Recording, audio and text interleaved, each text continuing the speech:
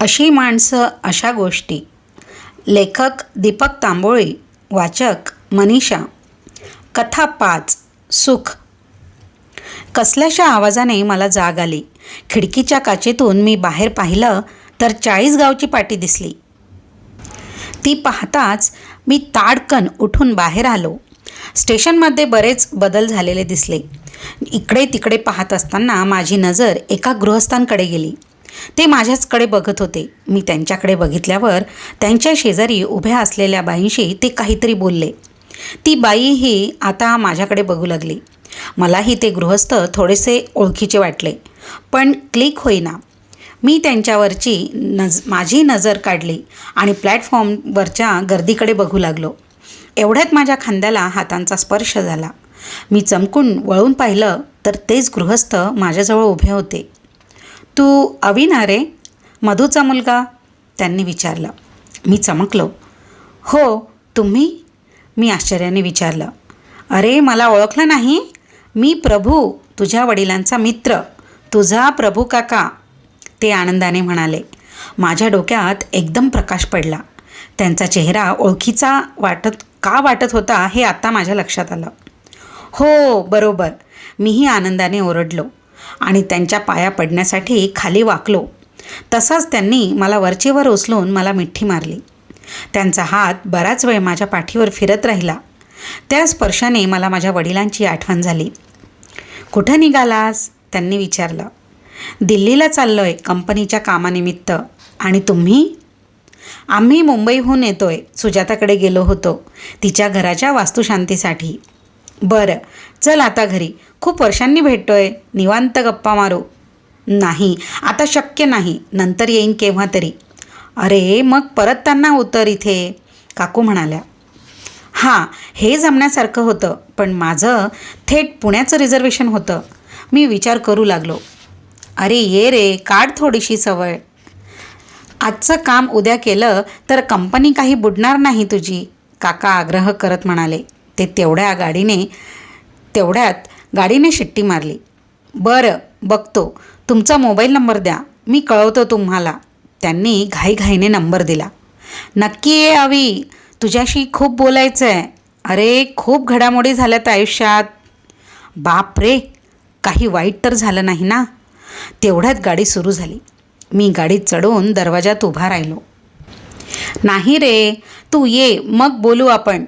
बरं, चालेल. मी निरोपाचा हात हलवला, त्याबरोबर त्यांचेही हात हलले. मी माझ्या सीटवर येऊन बसलो तेव्हा का कुणास ठाऊक माझे डोळे भरून आले होते. खूप दिवसांनी असा कोणी प्रेमाने पाठीवर हात फिरवला म्हणून असेल कदाचित. प्रभू काका आणि माझे वडील नगरपालिकेत एकाच विभागात कारकून होते. जुन्या 40 गावातल्या एका चाळीत आमची घरंही एकमेकांना लागून असलेली. प्रभू काका माझ्या वडिलांपेक्षा 10 वर्षांनी लहान असले तरीही दोघांचं एकमेकांवर सख्ख्या भावापेक्षा जास्त प्रेम होतं. आमची घरं वेगळी असली तरी परिवार एकच होता.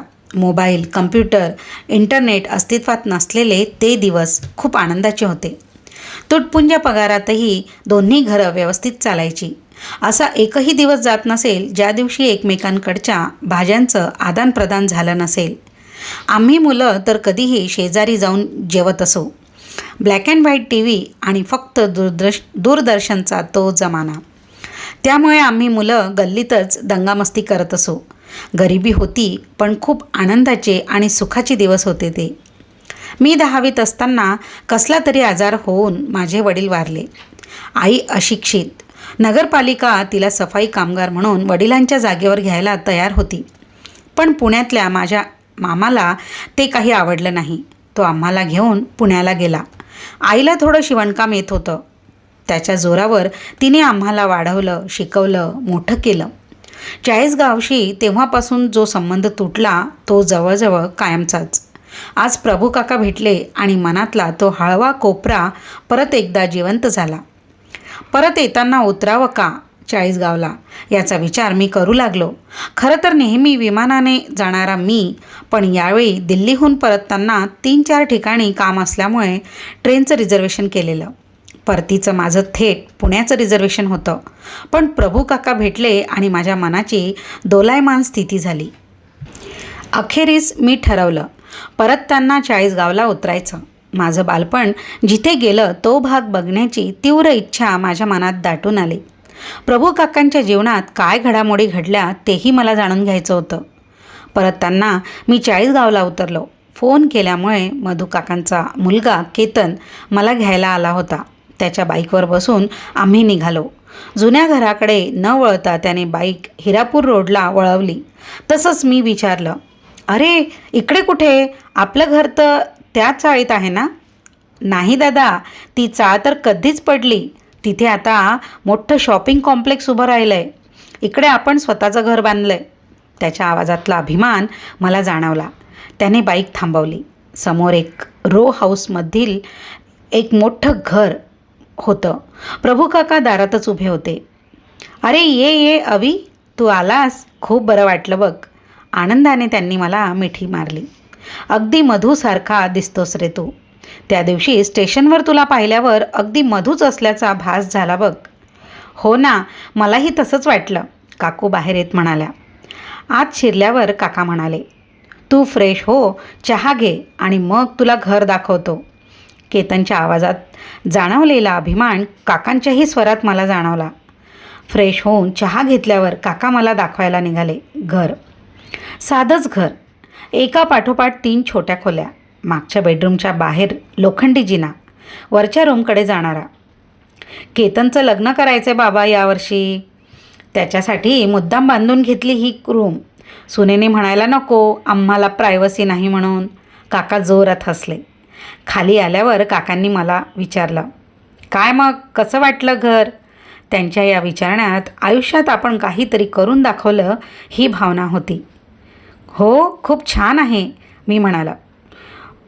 पण हे म्हणताना मला माझा 4 कोटीचा आलिशान बंगला आठवला. माझा रिटायरमेंटचा पैसा आला आणि केतनने कर्ज घेतलं.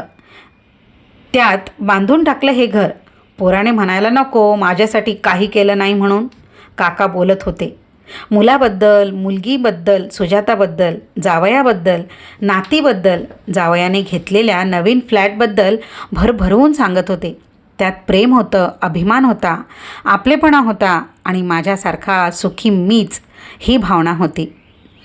हे ऐकताना माझ्या डोळ्यासमोर माझे 500 कोटींचा टर्नओव्हर असलेली कंपनी उभी राहिली. माझ्या त्या आलिशान गाड्या, ते परदेश दौरे, उच्चभ्रू लोकांमधलं बसणं उठणं आठवलं. एवढं सगळं असूनही मी सुखी होतो? काकांसारखा समाधानी होतो का? घे पोहे घे. काकूंच्या बोलण्याने माझी तंद्री भांगली. मी पोह्याची डिश हातात घेतली. पोह्यांकडे पाहूनच माझी भूक चाळवली. चमच्याने मी घास घेतला.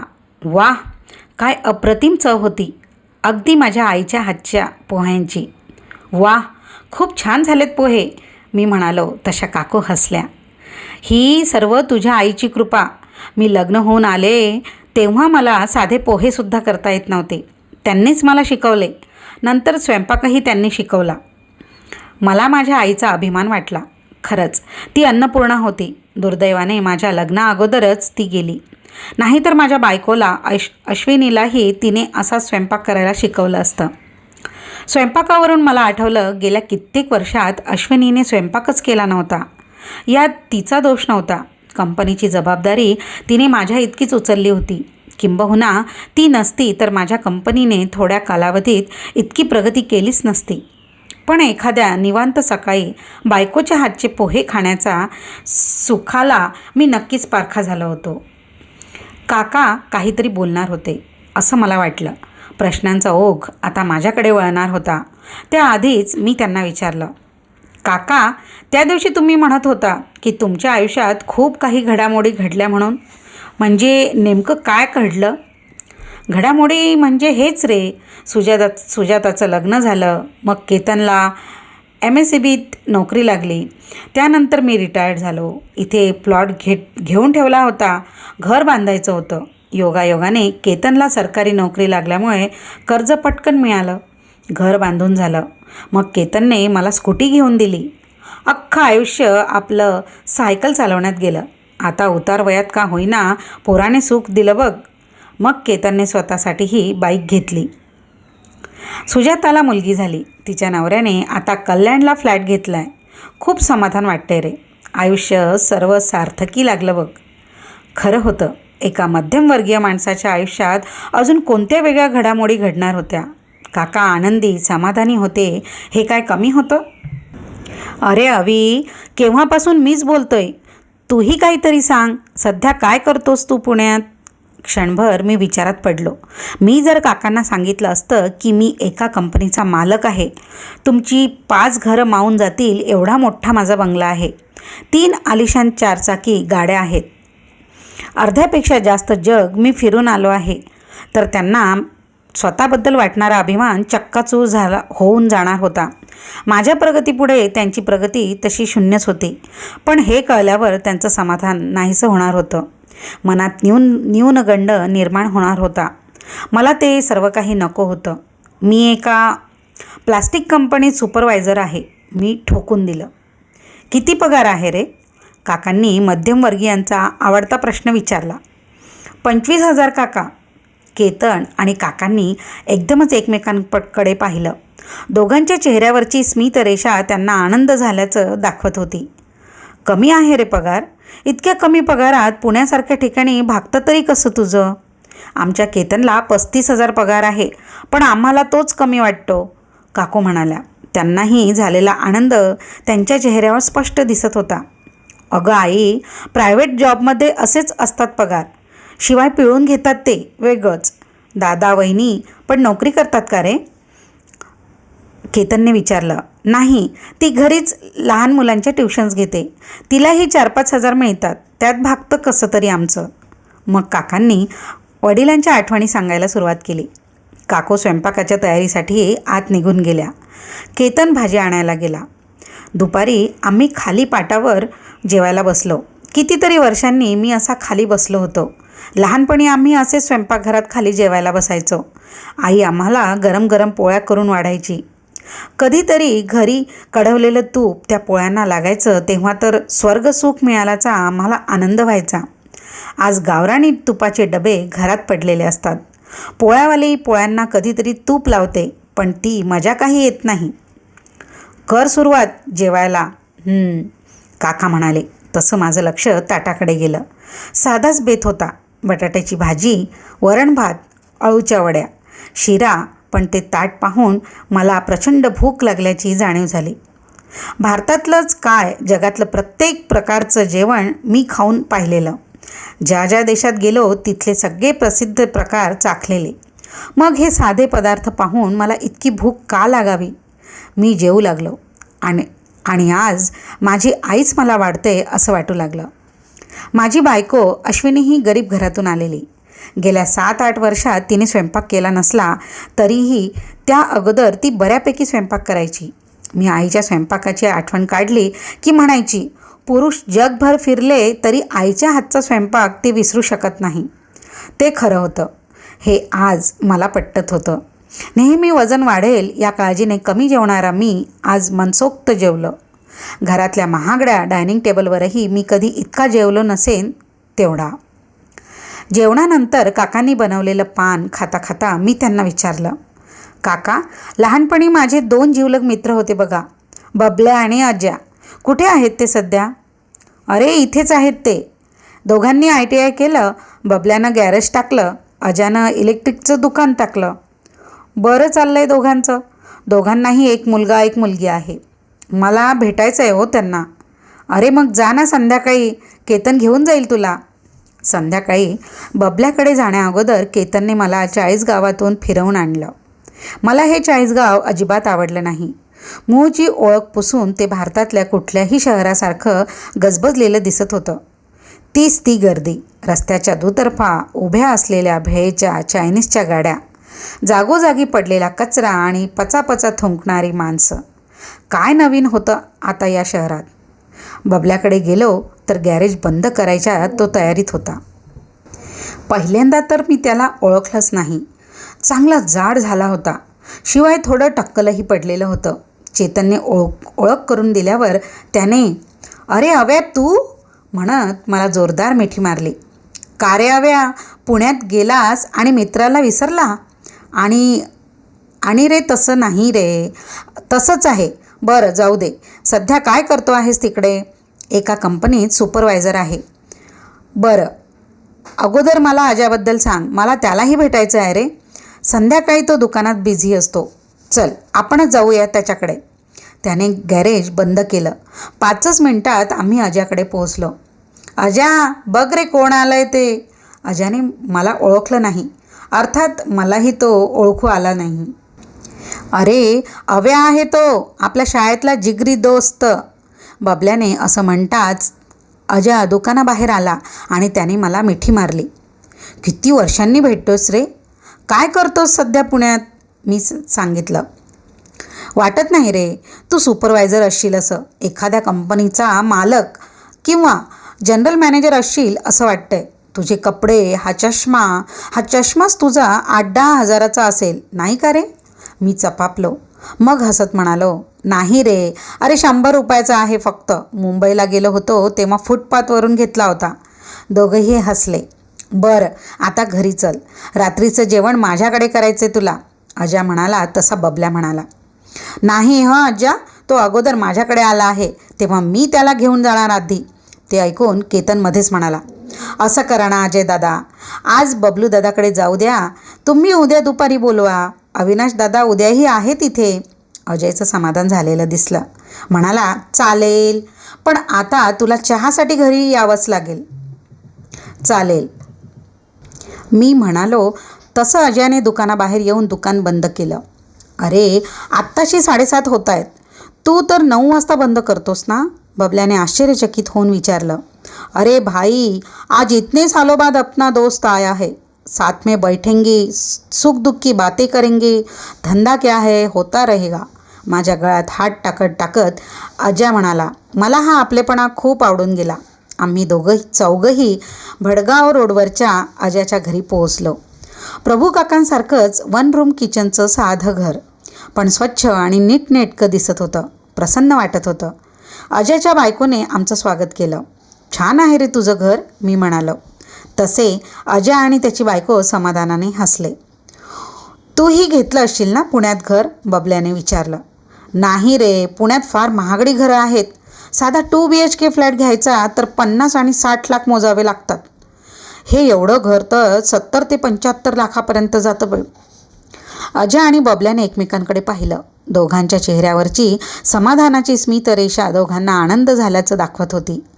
मोठ्या शहरातल्या आपल्या मित्रापेक्षा आपली चांगली प्रगती झाली आहे याचा तो आनंद होता. ही माझी मुलगी दीप्ती, सध्या 12वीला आहे. खूप छान गाणं म्हणते. गणेशोत्सवात झालेल्या गायन स्पर्धेत तिला बक्षीस मिळालंय. आणि हा मुलगा सौरभ 9वीत आहे. हाही चित्र खूप छान काढतो हं. अजयच्या बोलण्यातून मुलांबद्दलचा अभिमान भरभरून वाहत होता. अरे वा, खूप छान. दीप्ती, गाणं म्हण ना एखादं, मी फरमाईश केली. दीप्तीने तिच्या आईकडे पाहिलं. म्हण बेटा, तिच्या आईने म्हटल्यावर दीप्तीने गाणं म्हणायला सुरुवात केली. बरा आवाज होता. मला एकदम माझ्या मुलीची राहीची आठवण आली. TV वरच्या गाण्यांची अनेक रियालिटी शोज करणारी राही आज तरुणांची आयडल होती. संपूर्ण भारतभर तिचे कार्यक्रम होत होते. सांगितलं असतं तर दीप्तीनेही तिला ओळखलं असतं, पण ज्या उत्साहाने ती गाणं म्हणत होती तो उत्साह राहिला नसता. कदाचित नंतर तिने कधीही माझ्यासमोर गाणंसुद्धा म्हटलं नसतं. वा, खूप छान. बबल्या टाळ्या वाजवू लागला. तसं मीही भानावर येऊन टाळ्या वाजवल्या. खरंच खूप छान झालं गाणं, मी म्हटल्यावर दीप्तीसोबत तिचे आई वडिलांचेही चेहरे आनंदाने फुलून गेले. चहा पिऊन झाल्यावर आम्ही बबल्याच्या घरी गेलो. त्याचंही घर असंच साधं 3 रूमचं होतं, पण ते दाखवताना बबल्याचा उत्साह भरभरून वाहत होता. बबल्याचा मोठा मुलगा कॉलेजच्या बास्केटबॉल संघात होता. त्याचं कौतुक सुरू होतं. मला माझ्या मुलाची अथर्वची आठवण आली. रायफल शूटिंगचा तो आंतरराष्ट्रीय खेळाडू होता. स्पर्धांमध्ये त्याला अनेक मेडल्स मिळाली होती. राही आणि त्याच्या ट्रॉफीजनी घरातली कपाटं भरली होती. पण हे सांगून बबल्याला त्याच्या मुलांबद्दल वाटणारा अभिमान मला कमी करायचा नव्हता. बबल्याच्या बायकोने जेवण तयार असल्याचं सांगितलं. किचनमध्येच आम्ही सतरंजीवर बसलो. जेवायला खास खानदेशी मेनू होता. वांग्याचं भरीत, शेवभाजी, पुरी, कोशिंबीर आणि जिलेबी. पाहूनच कडकडून भूक लागली. बबल्या, भरितासोबत भाकरी असती तर मजा आली असती रे. मी सहजच म्हणालो तशी बबल्याची बायको म्हणाली, अरे रामा, भाऊजी, आम्हाला वाटलं तुम्हाला भाकरी आवडत नसणार म्हणून म्हणून तर पुऱ्या केल्या. तुम्ही पुरी खायला सुरुवात करा, मी आत्ता भाकरी करते. अहो नाही नाही, राहू द्या, मी सहज म्हणालो. अरे असू द्या आव्या, आत्ता 2 मिनिटात होतील भाकरी. मी नाही नाही म्हणत असताना बबल्याच्या बायकोने भाकरी केली. आमची स्वयंपाकबाई देखील कधीतरी भाकरी करायची, पण या भाकरीची सर तिला नव्हती. जेवणावर आडवा हात मारताना मी अजाला म्हणालो, अजा, अरे मला पाटणा देवीच्या दर्शनाला जायचं आहे रे. सध्या तिथे पाऊस पडून गेल्यामुळे खूप छान वाटत असेल नाही? तू उद्या माझ्याकडे जेवायचं कबूल केलं आहेस. हो रे, पण बऱ्याच वर्षात तिथे गेलो नाही आहे. वर पितळ खोऱ्यालाही जावंसं वाटतंय, कसं करायचं? काही प्रॉब्लेम नाही, बबल्या म्हणाला. आपण सकाळी 6लाच बाईकने निघू, देवीचं दर्शन घेऊन पितळ खोऱ्याला जाऊ. दुपारी 1-1:30च्या सुमारास परत येऊ आणि अजाकडे जेवायला जाऊ. येस, छान आयडिया आहे. चल, मी पण येतो. तसं आम्ही बऱ्याचदा जातो, पण मित्रांसोबत जाण्यात मजा वेगळीच असते, अजा म्हणाला. अरे पण तुझं दुकान आणि बबल्याचं गॅरेज, त्याचं काय? बंद, उद्या गॅरेज बंद. काय अजा, तुझं काय मत आहे? बबल्या म्हणाला. माझंही दुकान बंद. कल का दिन अव्या के नाम. बाप रे, तुमचं खूप नुकसान तर होणार नाही ना? होऊ दे रे. अरे लोग दोस्तों के लिए जान कुर्बान करते हैं. आम्ही तुझ्यासाठी एक दिन कुर्बान करू शकत नाही का? अजा म्हणाला. तसं मला गहीवरून आलं. खरंच पुण्याला जाऊन मी अशा जीवाभावाच्या मित्रांना मुकलो होतो. वहिनीने ताटात भाकरी वाढली. तसं मी म्हणालो, वहिनी, तूप आहे का गावरानी? हो आहे ना, देऊ का? आता काय, तू शेवभाजीत तूप घेणार आहेस की काय? अजा हसून म्हणाला. तसा बबल्याही हसला.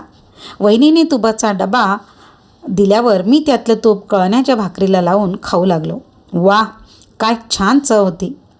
बबल्या, लहानपणी आपण अशीच तूप लावलेली भाकरी डब्यात घेऊन जायचो बघ. हो खरंय, पण आमच्याकडे त्याचं काहीच अप्रूप नाही. आमच्याकडे भाकरी हा प्रकार दुर्मिळच. मी सोडून घरात कुणालाच भाकरी आवडत नाही. त्यामुळे मी बऱ्याच वर्षात अशी भाकरी खाल्लीच नाही आहे. सॉरी हं वहिनी, तुम्हाला त्रास दिला. अहो त्यात कसला त्रास, उलट तुम्ही मोठ्या शहरातली माणसं अशी खाली बसून भाजी भाकरी खातात, त्याचंच आम्हाला कौतुक वाटतंय. माझी खरी श्रीमंती पाहिली तर यांना काय वाटेल याचा मी विचार करू लागलो. भरगतचं जेवण करून मी आणि केतन काकांकडे परतलो. गेल्या 3 तासांपासून सायलेंट मोडवरचा मोबाईल मी ऑन केला. 42 मिस कॉल होते, त्यातले 11 अश्विनीचेच होते. मी अश्विनीला कॉल केला. अहो संध्याकाळपासून तुम्हाला फोन लावते, तुम्ही उचलत का नाही? कुठे आहात तुम्ही सध्या? उद्या सकाळी पोचताय ना पुण्यात? तिची त्रासलेल्या स्वरातली प्रश्नांची सरबत्ती ऐकून मी एक मोठा श्वास घेतला. अगं मित्रांबरोबर खूप आनंदात दिवस गेला माझा. कटकट नको म्हणून मोबाईल सायलेंटवर ठेवला होता. मी उद्या काही येत नाही. उद्या आम्ही मित्र पाटणा देवीला जातोय. मी परवा सकाळी पोहोचतो पुण्यात. कमाल करता बुवा. उद्या तुमच्या 4 महत्त्वाच्या मीटिंग्ज आहेत, कितीतरी अपॉइंटमेंट्स आहेत.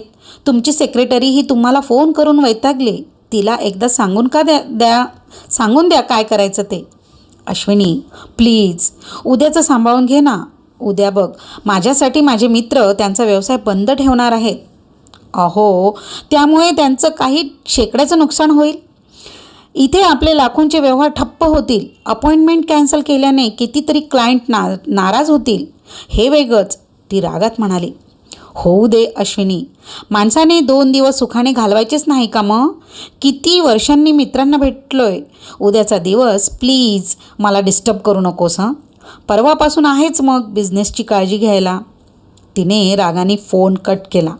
आज पहिल्यांदाच मला वाटलं बंद करून टाकावी ती कंपनी. अजय बबल्यांसारखं बिनधास्त आयुष्य जगावं. मनात येईल तेव्हा धंदा बंद चालू करायचा. दुसऱ्या दिवशी सकाळीच आम्ही बाईकवर पाटणा देवीकडे निघालो. मी नाही म्हणत असतानाही काकूनी सकाळी उठून थालीपीठं करून दिली होती. पाटणा देवीचं दर्शन घेऊन खूप समाधान वाटलं. लहानपणी आम्ही मुलं सायकलने 18 किलोमीटरवरच्या 40 गावहून इथे यायचो. खूप धमाल करायचो. वर डोंगर चढून पितळ खोऱ्याला जायचो. खरंच खूप छान दिवस होते ते. दर्शन झाल्यावर एका झाडाखाली आम्ही नाश्त्याला बसलो. बबल्याने पुरी भाजी आणली होती तर अजाने ठेचा भाकरी. सकाळी उठून न्याहारी तयार करून देणाऱ्या त्यांच्या बायकांचं मला खूप कौतुक वाटलं. खूप वर्षानंतर अशा निसर्गरम्य वातावरणात असा आवडता नाश्ता करण्यात खूप मजा आली. नाश्ता झाल्यावर आम्ही महादेव मंदिरात गेलो. नंतर आम्ही बाईकनेच पितळखोऱ्याला गेलो. डोंगर चढून जाण्यात जी मजा असते ती वेळेअभावी घेता आली नाही. तरी पुढच्या वर्षी सहकुटुंब येऊन या डोंगरावर ट्रेकिंग करायचा आम्ही निश्चय केला. दुपारी 1:30 वाजता आम्ही अजाकडे जेवायला पोहोचलो. फ्लावर वाटाण्याची भाजी, कढी, मसाले भात, बटाटे वडे, गुलाबजाम असा फक्कड बेत होता. मी आडवा हात मारून जेवलो. निघताना मी अजा आणि बबल्याला सहकुटुंब दिवाळीत पुण्याला यायचं निमंत्रण दिलं.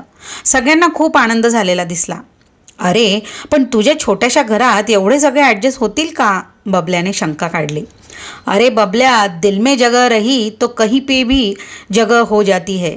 अजाच्या या डायलॉगवर आम्ही सगळेच हसलो. संध्याकाळी मला स्टेशनवर सोडायला बबल्या, अजा, त्यांची मुलं, केतन, प्रभू काका सर्वच आले होते. मी परत एकदा सर्वांना पुण्याला यायचं निमंत्रण दिलं.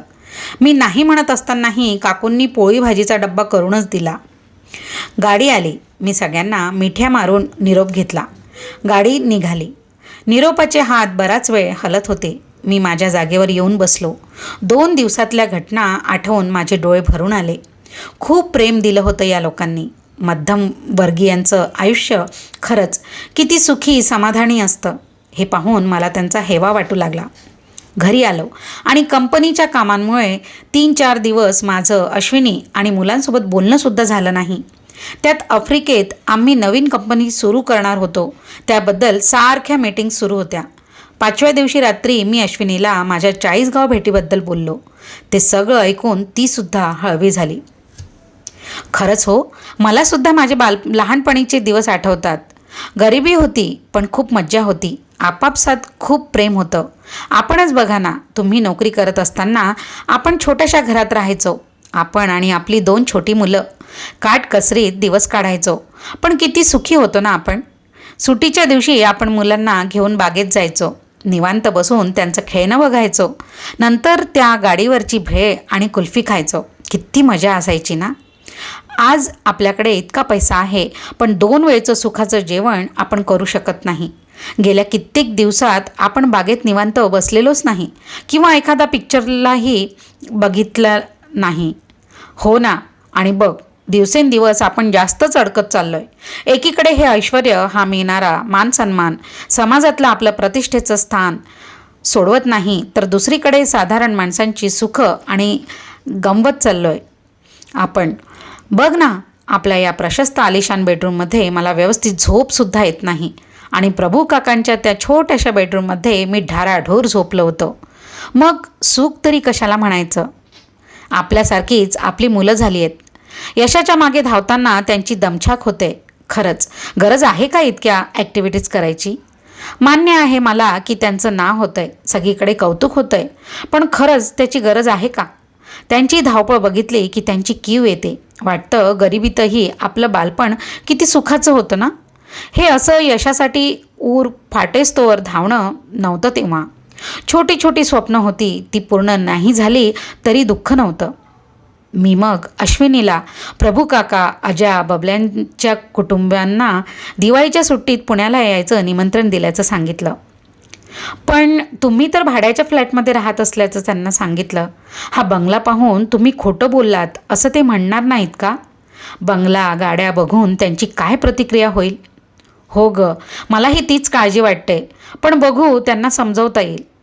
बघा हां, आपल्या या ऐश्वर्यामुळे जसे आपले नातेवाईक आपल्याला दुरावलेत तसं त्यांच्या बाबतीत व्हायला नको. मला वाटतं तसं काही होणार नाही, कारण ते काही आपले नातेवाईक नाहीत. अश्विनीने खांदे उडवले. दिवाळी आटोपली. भाऊबीजेच्या दुसऱ्या दिवशी प्रभू काकांचा आणि बबल्याचा फोन आला. महाराष्ट्र एक्सप्रेसने सगळे निघाले होते. दुसऱ्या दिवशी सकाळी 4:30लाच मी माझ्या 3 आलिशान गाड्या घेऊन पुणे स्टेशनवर पोहोचलो. आता इतक्या सकाळी रिक्षा फार भाडं घेत असतील नाही? काकांनी काळजीने विचारलं. मी गाड्या आणल्यात, रिक्षाची काही गरज नाही. मी प्रभू काकांची बॅग हातात घेऊन म्हणालो. स्टेशनच्या बाहेर उभ्या असलेल्या गाड्यांचे ड्रायव्हर लगबगीने पुढे आले. त्यांनी सगळ्यांच्या हातातलं सामान घेऊन डिक्कीत ठेवलं. अजय आणि बबल्याच्या कुटुंबांना गाडीत बसायला सांगून मी तिसऱ्या गाडीत काकांसोबत बसलो. या इतक्या छान गाड्या तुझ्या कंपनीच्या आहेत का? काकांनी विचारलं. मला काय उत्तर द्यावं तेच कळेना. हो काका, कंपनीच्या म्हणजेच आपल्याच आहे.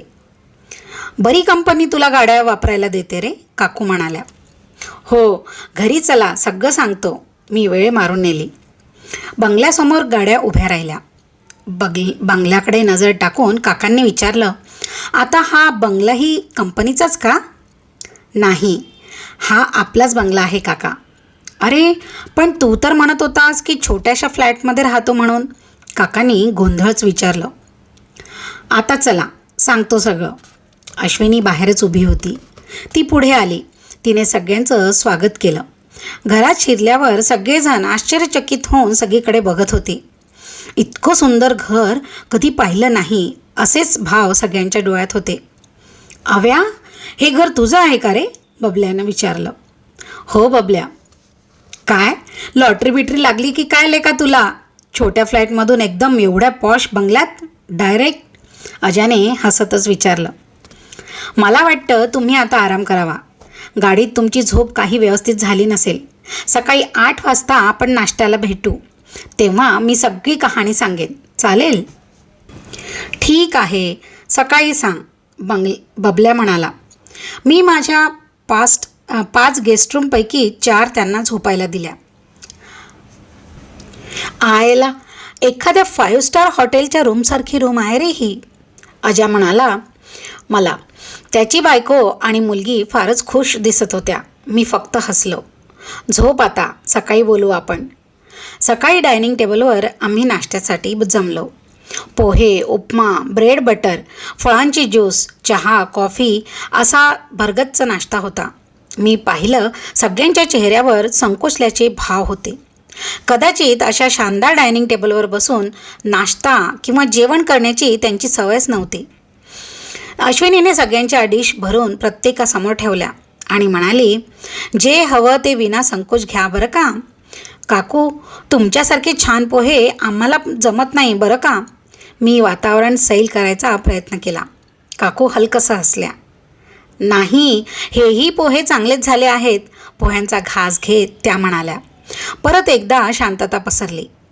सगळे अवघडून खात होते. मी काही बोलणार एवढ्यात बबल्या मला म्हणाला, तू ते सांगणार होतास ना, एवढी तुझी प्रगती कशी झाली त्याबद्दल? हो हो, सांगतो. आणि मी सुरुवात केली. काका, तुम्हाला माहीतच आहे की बाबा वारल्यानंतर आमचा मामा आम्हाला पुण्यात घेऊन आला. हो, मला चांगलंच आठवतं आहे. पुढे काय झालं त्याचं? मामा आम्हाला जेव्हा घेऊन तर आला खरा, पण मामीला ते काही आवडलं नाही. तिचंही बरोबरच होतं म्हणा. आधीच मामाची 4 पोरं, त्यात आमच्या 4 जणांची भर पडलेली. 2 खोल्यांचं छोटंसं घर, त्यात आम्ही 10 जण कसेबसे राहत होतो. एका कंपनीत कामगार असलेल्या मामाच्या तुटपुंजा उत्पन्नात आमचं जीवन सुरू झालं. खाण्यात वाटेकरी झाल्यामुळे मामी आम्हाला घालून पाडून बोलायची. एकही संधी ती सोडत नव्हती. आईला ते काही सहन होईना. मग आईने त्याच भागात मामाला वेगळी खोली पाहायला सांगितली आणि आम्ही त्या जुनाट खोलीत शिफ्ट झालो. आईला शिवणकाम येत होतं. घरात एक जुनी शिलाई मशीन अगोदरपासूनच होती. आईने कपडे शिवायला सुरुवात केली. बहीण तिला नंतर मदत करू लागली. माझा मोठा भाऊ जो 12वी पास होता, त्याने एका कंपनीत नोकरी धरली. आईला मी इंजिनियर व्हावं असं वाटत होतं, म्हणून तिने मला कुठे बाहेर काम करू न देता इलेक्ट्रिकल इंजिनिअरिंगच्या डिप्लोमाला ॲडमिशन घ्यायला लावली. भावाच्या पगारामुळे आणि आईच्या शिवणकामामुळे आमचं बरं चालायला लागलं. मी डिप्लोमा पास झालो आणि एका प्लास्टिक कंपनीत कामाला लागलो. मग आम्ही ती जुनी पुराणी रूम सोडून एक 1 BHKचा फ्लॅट भाड्याने घेतला. मग भावाचं आणि बहिणीचं लग्न झालं आणि आई आम्हाला सोडून गेली. 2 वर्षांनी माझंही लग्न झालं. ते 1 BHK घर आम्हाला अपुरं पडू लागलं. तेव्हा भावाने आम्हाला वेगळं घर बघायला सांगितलं. त्यामागे वहिनीची फूस होती हे काही सांगायची गरज नाही. खरं तर मला मिळणारा पगार आमच्या स्वतंत्र संसाराला फारच अपुरा होता, पण माझ्या बायकोने मला धीर दिला. आम्ही एका 2 रूमच्या फ्लॅटमध्ये शिफ्ट झालो. तुम्हाला माहिती नसेल, पण औरंगाबाद जिल्ह्यातल्या सिल्लोड तालुक्यात आमची पूर्वापार चालत आलेली शेती होती. ती 2 वेगवेगळ्या ठिकाणी होती. माझ्या भावाने सिल्लोड गावाजवळची कोरडवाहू शेती माझ्या नावाने करून विहीर असलेली शेती स्वतःकडे ठेवून घेतली. त्याच्या हिश्श्याची शेती विकून त्याने तळेगावला एक छोटा फ्लॅट खरेदी केला. त्याने मलाही त्याच्या हिश्श्याची शेती विकण्याचा सल्ला दिला. मी चौकशी केली तेव्हा कोणीच तिला घ्यायला तयार होईना. जे तयार होते ते अगदी मातीमोल भावाने ती मागत होते. मी शेवटी न विकण्याचा निर्णय घेतला. सगळ्यांचा नाश्ता संपला म्हणून अश्विनी चहा आणण्यासाठी उठली. दिवस उलटत होते. मला 2 मुलं झाली, राही आणि अथर्व. माझं प्रमोशन झालं. मी सुपरवायझरचा प्रोडक्शन मॅनेजर झालो. सगळं सुरळीत सुरू आहे असं वाटत असतानाच गडबड सुरू झाली. आमचे मालक वारले. कंपनीचा कारभार त्यांच्या 2 मुलांच्या हातात गेला. पण निर्णय घेण्यावरून दोघा भावात भांडणं सुरू झाली. त्याचा परिणाम प्रोडक्शनवर झाला. कंपनीची शेअर व्हॅल्यू आणि बाजारातली पत घसरली. दोन्ही भावांचं मार्केटिंगचं ज्ञान शून्य होतं. अवॉर्ड्स मिळविण्यासाठी ते प्रयत्न करत नव्हते. दिलेल्या ऑर्डर्सही पूर्ण होईना म्हणून डिस्ट्रीब्युटर्सनी कंपनीचा माल घेणंच बंद केलं. आधीच प्रोडक्शन कमी झालं होतं. जे होतं ते विकलं जात नव्हतं. कंपनीच्या आवारात मालाचे ढीग पडून राहू लागले.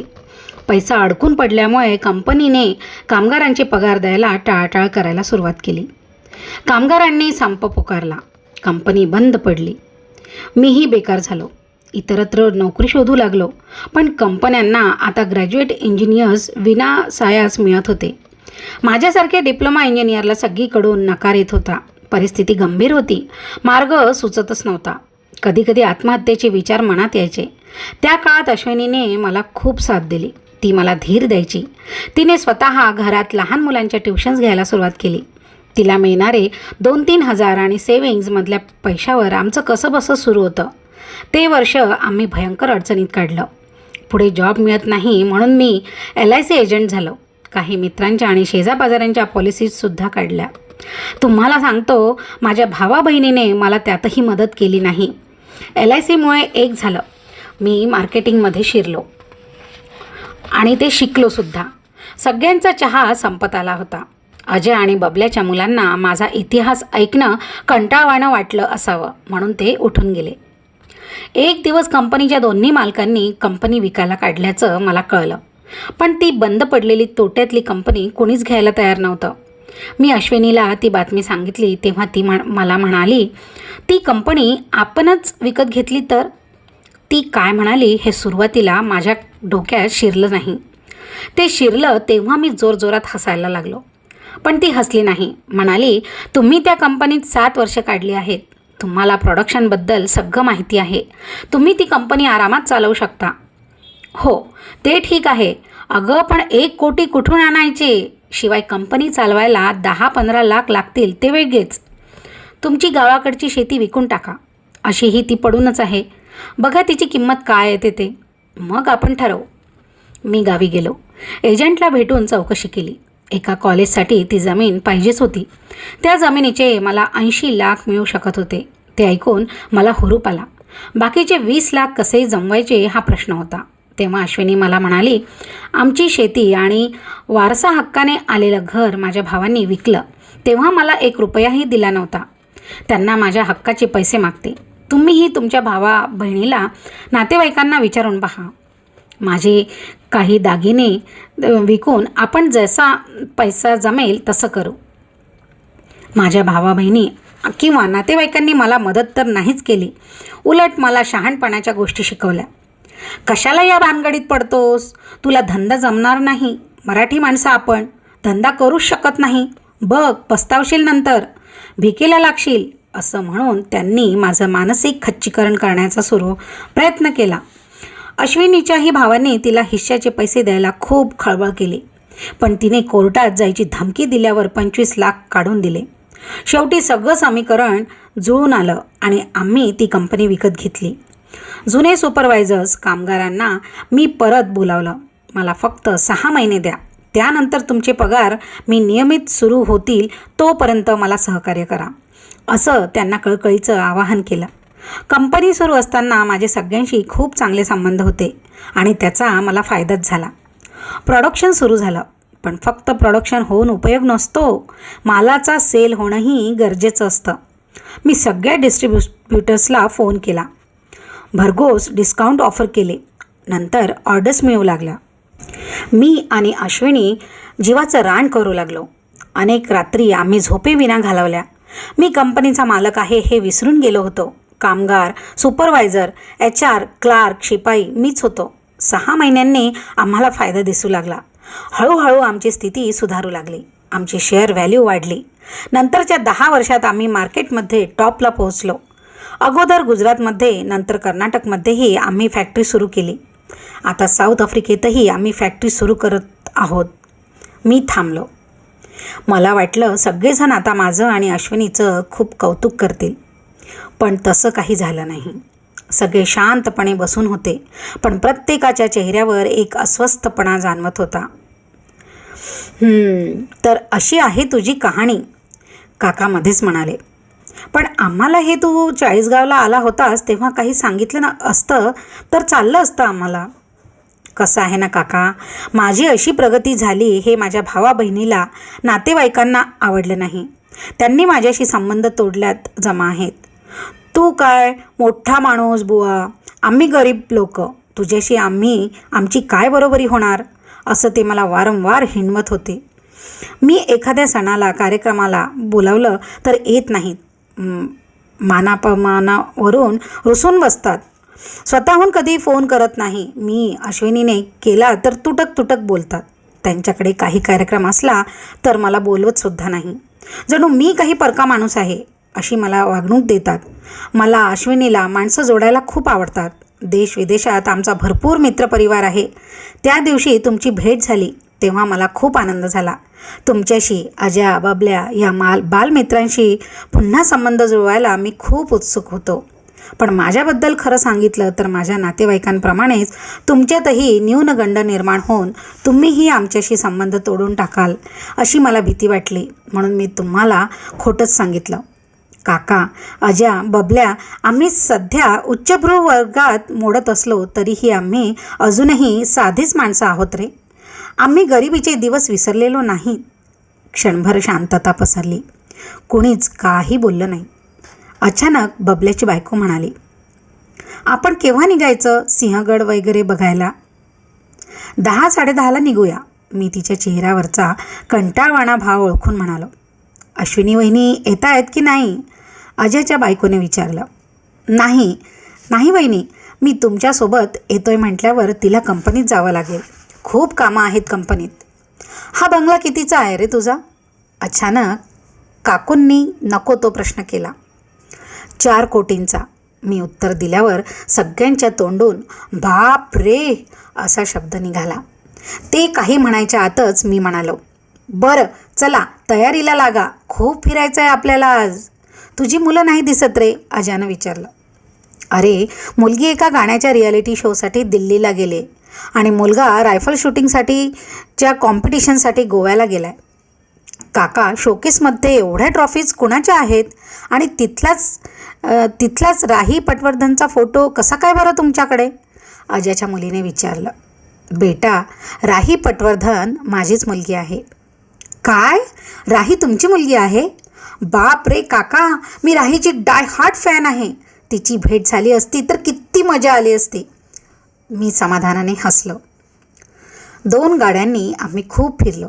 दुपारी एका महागड्या हॉटेलमध्ये त्यांना जेवू घातलं. रात्री घरीही छान मेनू होता. दुसऱ्या दिवशी मी त्यांना लोणावळा, खंडाळा, ओझरच्या गणपतीला घेऊन गेलो. संध्याकाळी पुण्यातल्या एका मोठ्या मॉलमध्ये घेऊन गेलो. ते म्हणतील ते सगळं पदार्थ खाऊ घातले. तिसऱ्या दिवशी त्यांना फॅक्टरीत घेऊन गेलो. आमच्या स्टाफने चेअरमनचे मित्र म्हणून त्यांची खूप चांगली खातरदारी केली. वेळोवेळी त्यांना कोल्ड्रिंक्स, चहा, कॉफी, स्नॅक्स दिले जात होते. फॅक्टरी दाखवून झाल्यावर फॅक्टरीच्याच कॅन्टीनमध्ये त्यांना जेवण दिलं. यावेळी अश्विनीही आमच्यासोबत होती. दुपारी त्यांना तुळशीबागेत खरेदी करता पाठवून दिलं. रात्री घरीच जेवण झाल्यावर मी सगळ्यांना कपडे गिफ्ट्स दिल्या. सगळे खुश दिसत होते. रात्री 11 वाजता मी आणि अश्विनी दोघंही त्यांना स्टेशनवर सोडायला गेलो. हातात हात घेऊन मिठ्या मारून निरोप घेतले गेले. काका, अजा, बबल्या तिघांनीही मला कुटुंबासहित चाळीसगावला यायचं आमंत्रण दिलं. पण का कुणास ठाऊक त्या आमंत्रणात उत्कटता जाणवली नाही. ते गेल्यावर मी त्यांच्या फोनची सारखी वाट बघत होतो. पण 1 आठवडा झाला, 2 आठवडे झाले, त्यांचा फोनच आला नाही. शेवटी न राहून मीच प्रभू काकांना फोन केला आणि बऱ्याच वेळाने त्यांनी तो उचलला. काय काका, कसं चाललंय? मला वाटलं तुम्ही चाळीसगावला गेल्यावर फोन कराल. अरे बाबा, तू आता मोठा माणूस, आम्ही छोटी माणसं. तू एवढा व्याप उभा केलाय, तुला डिस्टर्ब कशाला करायचं म्हणून फोन केला नाही. काकांच्या बोलण्यातला कुत्सितपणा माझ्या लक्षात आला. मी थोडंफार इकडचं तिकडचं बोलून फोन ठेवून दिला. मी बबल्याला फोन लावला, पण तो एंगेज लागल्यामुळे मी अजाला फोन केला. नमस्ते शेठजी, इस गरीब को कैसे फ़ोन किया? त्याने त्याच्या स्टाईलमध्ये सुरुवात केली. काय अजा, अरे पोहोचल्यावर एखादा फोन तरी करायचास ना. भाई, आप बड़ी बड़ी फैक्ट्री वाले बड़े लोग, हमारे जैसे लोगों को आप झाड़ू मारने के लिए भी रख सकते हो. आपको फ़ोन करने की हमारी जैसों की क्या औकात. बस कर हां अजा, नको डायलॉग मारूस. अरे माझ्याकडे कसं वाटलं तुला? काही कमतरता तर नाही ना जाणवली? अरे तुम्ही करोडपती लोक, तुमच्याकडे कशाची कमतरता? त्यात तुमचा तो 5 स्टार बंगला, फॉरेनच्या गाड्या, आम्ही काय त्याच्यात उणीव काढणार आणखी? मला अजाचं बोलणं खटकलं. जे आम्ही माझे भाऊ बहीण नातेवाईक करत होते तेच ही मंडळी करत होती. आम्ही त्यांच्यासाठी 3-4 दिवस जे काही केलं त्याबद्दल कौतुकाचे 2 शब्द बोलायचे सोडून आमच्या श्रीमंतीचा उपहासच ही मंडळी करत होती. थोडं बोलून मी फोन कट केला. मग बबल्याला फोन लावला. काय यार बबल्या, मी तुमच्या फोनची वाट बघतोय. कसं आहे अविनाशराव, आम्ही तुम्हाला तुमच्या बिझी शेड्यूलमध्ये फोन करावा आणि तुम्ही म्हणायचं मी बिझी आहे, नंतर फोन कर. त्यापेक्षा म्हटलं तुझाच फोन येऊ द्यावा. आम्ही काय रिकामटेकडी माणसं, भरपूर वेळ आहे आमच्याकडे. हा मला मारलेला टोमणा आहे हे माझ्या लक्षात आलं. मी त्याकडे दुर्लक्ष केलं. वहिनी, मुलं काय म्हणतात? त्यांना आवडलं की नाही आमच्याकडे? आवडलं ना. पण खरं सांगू का अविनाश, मित्र परिस्थितीने बरोबरीचे असले की मोकळेपणा वाटतो. तुमच्या घरी आम्हाला फार अवघडल्यासारखं होत होतं. झोपडीतल्या माणसाला महालात गेल्यावर तसं वाटणारच. पण मी आणि अश्विनी कधीही तुमच्याशी वाईट तर वागलो नाही ना? नाही, तसं म्हणणं नाही आहे माझं. तो अडखळला. काहीतरी त्याला सांगायचं होतं पण सांगता येत नव्हतं. मग म्हणाला, वहिनी आमच्यासोबत फिरायला आल्या असत्या तर बरं वाटलं असतं आमच्या बायकांना. ते शक्य नव्हतं. तिला घेतलं असतं तर मला तुमच्यासोबत येता आलं नसतं. मोठ्या माणसांचा हाच प्रॉब्लेम असतो. पैसा भरपूर असतो पण फॅमिलीचं सुख नसतं. बबल्याचं बोलणं मला खूप लागलं. मग आमचं संभाषणच तुटलं. थोडं बोलून मी फोन ठेवून दिला. शेवटी जे व्हायला नको तेच झालं. मित्रांशी संबंध आता तुटल्यासारखेच झाले. नव्हे, त्यांच्या बोलण्यातून तेच सुचवत होते. माझ्या श्रीमंतीचा त्यांना मत्सर वाटत होता की न्यूनगंड हेच मला कळेनासं झालं. मी हताश झालो. त्यांच्यासाठी 3-4 दिवस एवढं करूनही त्यांनी त्याची किंमत शून्य केली होती. अश्विनीला मी हा प्रकार सांगितला. ती हसून म्हणाली, हे असं होणार याबद्दल मला कल्पना होतीच. तुम्हाला आठवतं, मागे माझ्या मैत्रिणी आल्या होत्या. चांगल्या आठवडाभर होत्या. काय नाही केलं मी त्यांच्यासाठी. कंपनीचं कामं तुमच्यावर टाकून मी त्यांच्याबरोबर राबले. इथून गेल्यानंतर त्यांनी त्याची जाण ठेवली तरी का? उलट मला घमेंडी, गर्विष्ठ अशा उपमा देऊन त्यांनी दिल्या. अहो, साध्या माझ्या वाढदिवसाला मला त्या शुभेच्छाही देत नाही. माणसाचं वागणं असंच असतं. साहजिकच आहे तुम्हालाही वाईट वाटतच असेल, पण तुम्ही मनाला लावून घेऊ नका. पण माझ्या मनातून तो विषय काही गेला नाही. माझं मन आता कामात लागेनासं झालं. मी नोकरी करत असतानाच्या सुखद आठवणी मला सतावू लागल्या. माझ्या भावा बहिणींशी, नातेवाईकांशी त्यामुळे माझे खूप चांगले संबंध होते. एकमेकांकडे जाणं येणं होतं. सुखदुःखाच्या गप्पा मारणं होतं. आमची मुलं सुट्ट्यात एकमेकांकडे जायची. कधीकधी आम्ही सर्वजण एकत्र टूरला जायचो. खूप धमाल करायचो. पैसा येऊ लागला. माझी प्रगती होत गेली आणि सर्व आपतेष्ट दूर होत गेले. खरं म्हणजे मी आणि अश्विनी दोघंही होतो तसेच होतो. एवढंच होतं की आम्हाला कुणासाठी वेळ नव्हता आणि त्याचाच या मंडळींनी इश्यू करून घेतला होता. एक दिवस मी अश्विनीला म्हणालो, अश्विनी, आज आपण खूप चांगल्या स्थितीत आहोत. आपल्या 3 पिढ्या बसून खातील इतकी संपत्ती आपल्याकडे आहे. मुलं आता मोठी झालीत, त्यांना काय करिअर करायचं ते करू देत. आपण आता थोडं थांबूया. किती दिवस आपण धावत राहायचं? कंपनी राहिली तर आपण कधीही रिटायर्ड होऊ शकत नाही. आपली मुलं आता मोठी आहेत. दोघांनीही कंपनीच्या कामात जराही रस नाही. त्यांनी कंपनी सांभाळायला नकार दिला तर आपल्याला ती विकावीच लागणार हे निश्चित. पण आपल्या म्हातारपणी विकण्यापेक्षा आताच विकून टाकली तर आपल्या आयुष्याची राहिलेली सर्व वर्ष आपण सुखात घालवू शकतो. काय वाटतं तुला? ती थोड्या वेळ शांत बसली. मग म्हणाली, तुमच्यासारखंच मलाही सध्या हेच वाटू लागले. घर आणि कंपनी दोन्हीकडे लक्ष देता देता मीही थकले आता. आफ्रिकेत फॅक्टरी सुरू करून व्याप वाढवण्याला मी तुम्हालाच विरोध केला होता, पण कंपनी विकणं इतकं सोपं नाही आहे. त्यातून अनेक प्रश्न निर्माण होऊ शकतात. शिवाय कंपनी विकल्यानंतर आपण काय फक्त बसून राहणार आहे का? काहीतरी व्यवसाय तर करावाच लागणार ना. मी विचार करून ठेवला आहे. आपण जमीन घेऊन एक मोठं लॉन्स बनवू आणि ते लग्न कार्यासाठी भाड्याने देत राहायचं. यात काही मेहनत नाही. सीझनमध्येच आपल्याला त्रास होणार, इतर वेळी मात्र मस्त एन्जॉय करायचं, खूप फिरायचं, फॉरेन टूरला जायचं. अश्विनीला ती कल्पना पसंत पडली. अगोदर गुजरात आणि कर्नाटकमधल्या फॅक्टरीज विकून मग शेवटी पुण्यातली फॅक्टरी विकायचं ठरलं. मी कंपनी विकून टाकणार ही बातमी वाऱ्यासारखी कंपनीत पसरली. आमच्या कंपनीत युनियन नव्हतीच. कामगारांनाही कधी तिची गरज भासली नव्हती. पण काही कामगारांचे प्रतिनिधी आम्ही नेमले होते ते मला येऊन भेटले. कंपनी विकूच नये. कंपनीला काही आर्थिक नुकसान झालं असल्यास आम्ही कमी पगारातही काम करायला तयार आहोत. इतकं चांगलं खेळीमेळीचं वातावरण दुसरीकडे कुठेही नाही. नवीन मॅनेजमेंट कामगारांना कशी वागवते सांगता येत नाही. अशा अनेक गोष्टी सांगून त्यांनी माझं मन वळवण्याचा प्रयत्न केला. मी त्यांना सांगितलं की कंपनी अशाच व्यक्तीला विकेन की जी त्यांची व्यवस्थित काळजी घेईल. पण त्यांचं समाधान झालं नाही. हळूहळू ही बातमी सगळीकडे पसरली. या बातमीचा परिणाम होऊन कंपनीची शेअर व्हॅल्यू कमी झाली. माझे व्यावसायिक मित्र, डिस्ट्रीब्युटर्स, कॉस्टिक मला येऊन भेटू लागले. स्टॉकिस्ट येऊन भेटू लागले. सध्या कंपनीचा ब्रँड खूप जोरात आहे आणि ग्राहक आपल्याच कंपनीच्या ब्रँडला पहिली पसंती देतात असं सांगून त्यांनीही माझं मन वळवण्याचा खूप प्रयत्न करून पाहिला. पण मी माझ्या निश्चयावर ठाम होतो.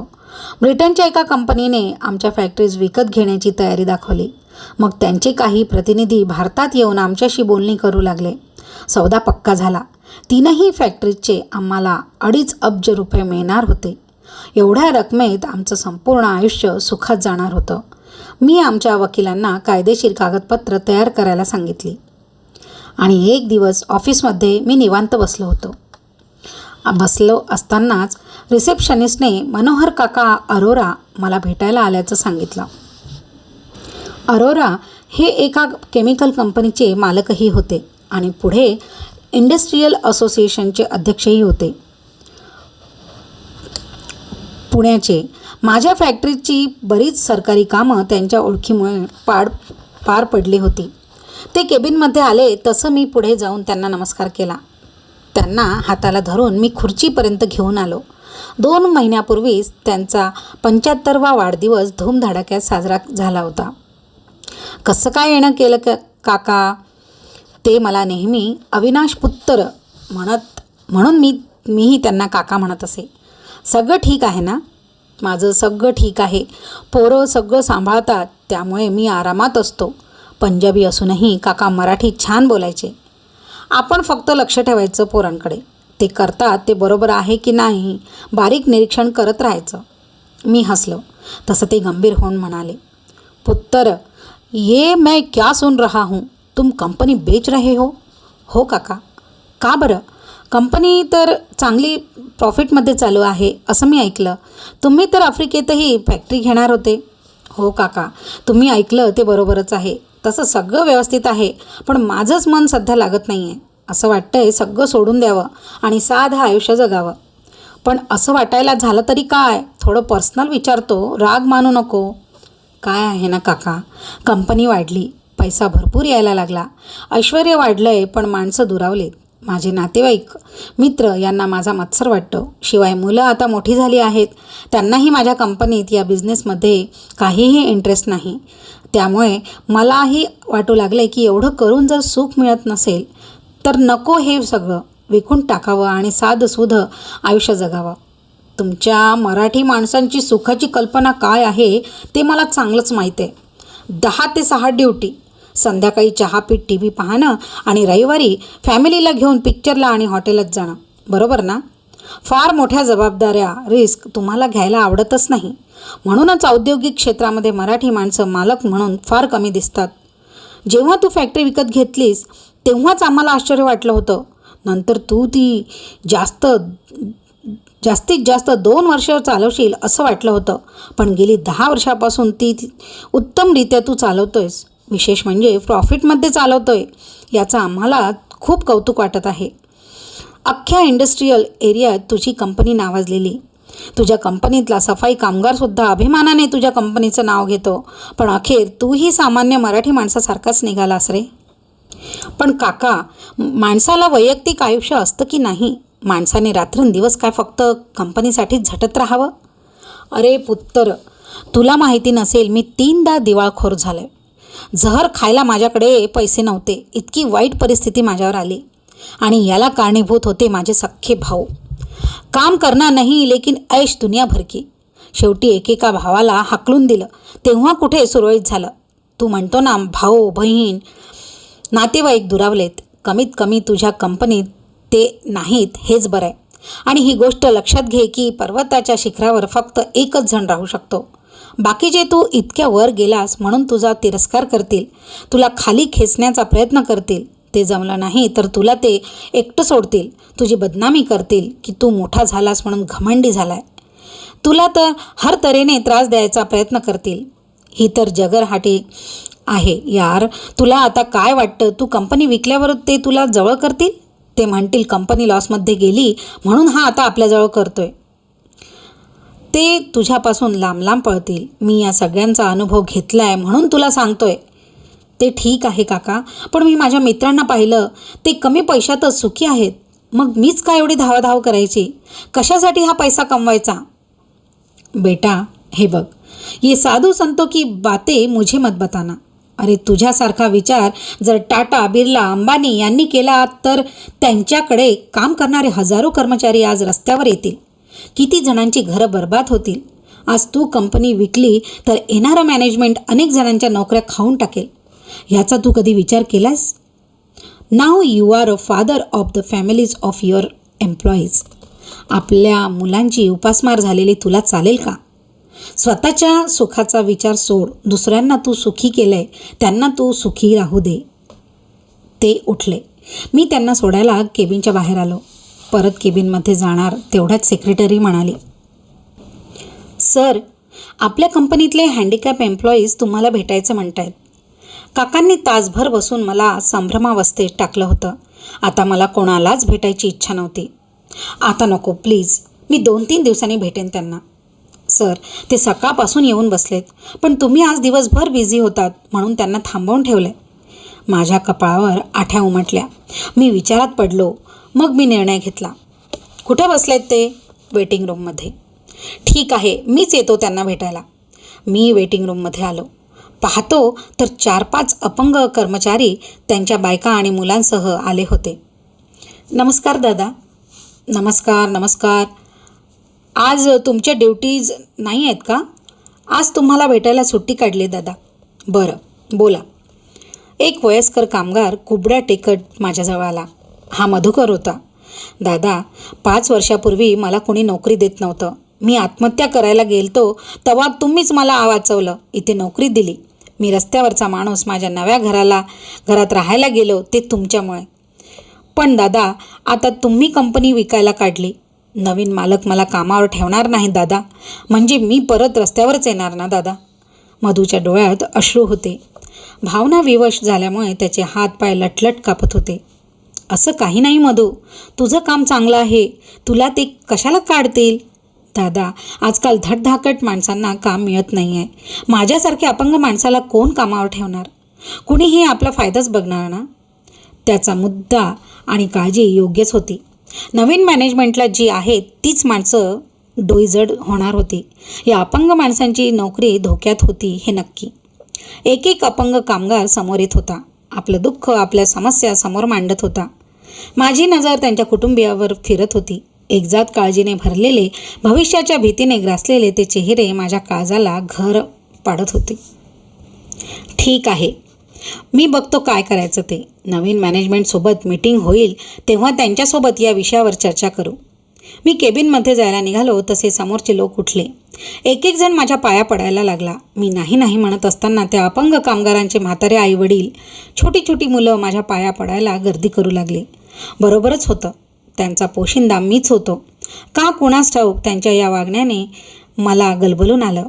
त्यांना तसंच सोडून मी केबिनमध्ये निघून आलो. एका पंधरवाड्यानंतरची ही गोष्ट. मी केबिनमध्ये बसलो असताना अरोरा काका धाडकन केबिनचा दरवाजा उघडून आत आले. मी उठून उभा राहिलो तसे घाईघाईने पुढे येऊन त्यांनी मला घट्ट मिठी मारली. बेटा, आखिर तुमने मेरी बात मान ली. कॅन्सल कर दिया ना कंपनी का सौदा.